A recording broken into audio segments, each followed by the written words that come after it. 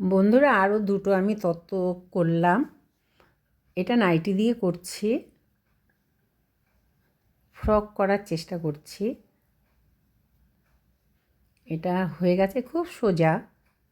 আর একটা টাওয়াল দিয়ে আমি মাছ করার চেষ্টা করছি।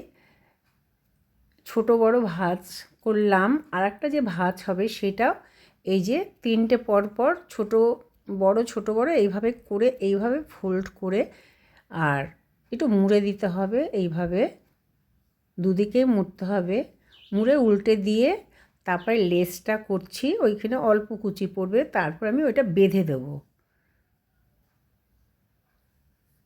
বেঁধে দিয়ে তারপর চোখ করবো, হালকা একটু সাজিয়ে দেবো। হয়ে গেছে বন্ধুরা।